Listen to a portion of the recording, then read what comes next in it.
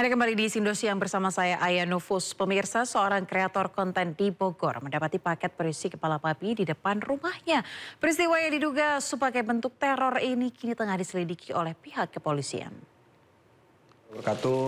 Jadi tadi sore sekitar jam 5 ketika gue beres latihan, gue dapat kabar bahwa di depan pagar kontrakan gue ada paket yang gue nggak tahu isinya apa, dan itu dapat kabarnya dari QRT yang ngabarin lewat WhatsApp teman gue. Tuh teman gue ngasih lihat ini apa bukti WhatsAppnya gitu. Akhirnya kita pulang, dan ketika pulang paketnya ada di depan pagar. Aneh banget, biasanya paketnya itu ada di dalam, nggak tahu dilempar atau mungkin bisa juga dititipin sebenarnya, tapi ini mah paketnya malah ada di luar pagar. Nah, karena gue nggak berani ngebuka itu isinya apa karena ini mencurigakan, akhirnya gue nelpon pihak aparat terkait gitu, pihak kepolisian, dan juga gue ngubungin beberapa orang-orang yang bisa untuk datang, termasuk Bapak Satpam juga gue undang untuk datang ke situ untuk ngecek. Lalu akhirnya kita cek lah itu, hujan daging babi cukup besar, akhirnya cek, dan gue yang ngecek sendiri, gue yang gunting, tapi disaksikan oleh pihak security dan juga pihak kepolisian. Daging babi ini, Pak. Dan ternyata ketika dibuka isinya kepala babi.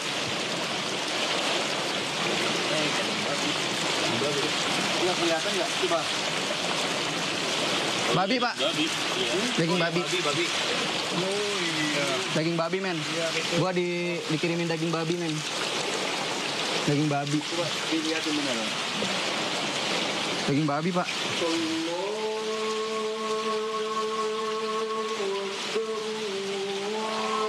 Kok bisa ya? Pulang paketnya ada di depan pagar. Aneh banget, biasanya paketnya itu ada di dalam, nggak tahu dilempar atau mungkin bisa juga dititipin sebenarnya, tapi ini mah paketnya malah ada di luar pagar. Nah, karena gue nggak berani ngebuka itu isinya apa karena ini mencurigakan, akhirnya gue nelpon pihak aparat terkait gitu, pihak kepolisian, dan juga gue ngubungin beberapa orang-orang yang bisa untuk datang, termasuk Bapak Satpam juga gue undang untuk datang ke situ untuk ngecek. Lalu akhirnya kita cek lah itu, hujan Daging babi cukup ini ya? besar, akhirnya cek, dan gue yang ngecek sendiri. Pemirsa, Wakil Ketua DPR RI Sufmi Dasko Ahmad menanggapi tuntutan 17+8 masyarakat. Ia menyampaikan DPR akan meniadakan tunjangan rumah anggota DPR hingga memproses anggota bermasalah ke Mahkamah Kehormatan Dewan. Menyepakati menghentikan pemberian tunjangan perumahan anggota DPR RI terhitung sejak tanggal 31 Agustus 2025. Yang kedua, DPR RI melakukan moratorium kunjungan kerja ke luar negeri DPR RI terhitung sejak tanggal 1 September 2025 kecuali menghadiri undangan kenegaraan. 3. DPR RI akan memangkas tunjangan dan fasilitas anggota DPR setelah evaluasi meliputi biaya langganan, A. daya listrik, dan B. jasa telepon, kemudian biaya komunikasi intensif, dan biaya tunjangan transportasi. 4. Anggota DPR RI yang telah dinonaktifkan oleh partai politiknya tidak dibayarkan hak keuangannya. 5. Pimpinan DPR menindaklanjuti penonaktifan beberapa anggota DPR RI yang telah dilakukan oleh partai politik melalui Mahkamah Partai Politik masing-masing dengan meminta Mahkamah Kehormatan DPR RI untuk berkoordinasi dengan Mahkamah Partai Politik masing-masing yang telah memulai pemeriksaan terhadap anggota DPR RI dimaksud. 6. DPR RI akan memperkuat transparansi dan partisipasi publik yang bermakna dalam proses legislasi dan kebijakan lainnya. Ditandatangani oleh pimpinan DPR RI, Ibu Puan Maharani, saya Sufmi Dasko Ahmad, Pak Saan Mustafa, dan Pak Cucun Ahmad Samsul.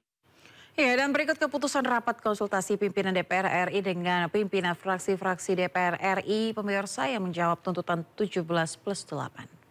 Ya pemirsa, apakah keputusan rapat konsultasi pimpinan DPR dengan pimpinan fraksi-fraksi menjawab tuntutan 17+8? Informasinya sesaat lagi, tetaplah di Sindo Siang.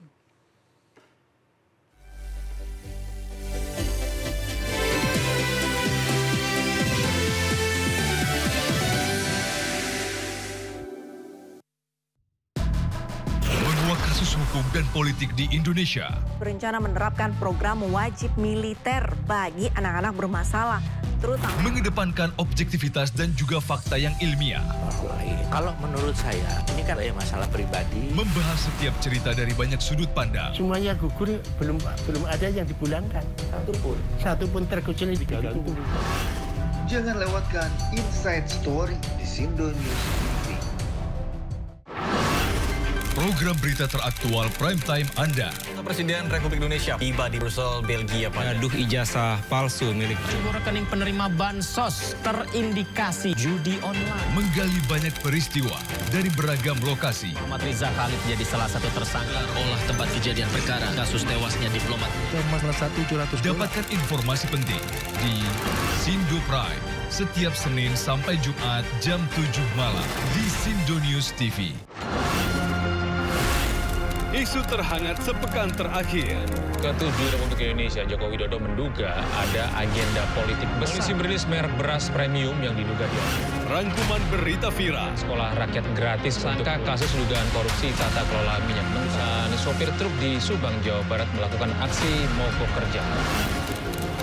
Temukan semua informasinya di Top Issue setiap Sabtu dan Minggu di Sindo News TV.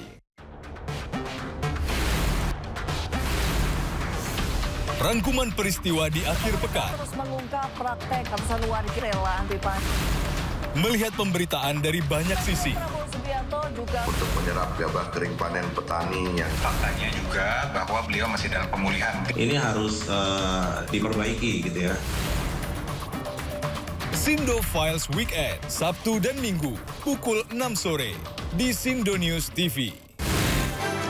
Sumber berita aktual tersaji lengkap di sini. 7 pelaku dalam kasus Hezbollah meluncurkan Sindo Today. Satres narkoba. Hujan deras disertai mobil rombongan wartawan. Sindo Siang. Korban meninggal dunia dan Indonesia masih orang terluka dalam Sindo Sore. Kobaran api besar banjir setinggi 7. Hati berjabat tangan dan berbincang akan. Sindo Malam. Sindo News TV. Beyond Headline. To the point aja. Di Joko itu ada tim. Membahas berbagai isu politik terkini bersama narasumber yang kredibel. Bagaimana ininya? Oke. Bawahnya ada bunker, tempat naruh uang. Di rumahnya siapa? Jokowi. Jadi orang asal hati ya masyarakat. Membahas berbagai isu politik terkini.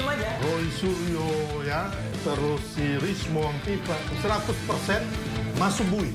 Bersama narasumber yang kredibel. To the point aja. Jumat pukul 9:30 malam di Sindo News TV.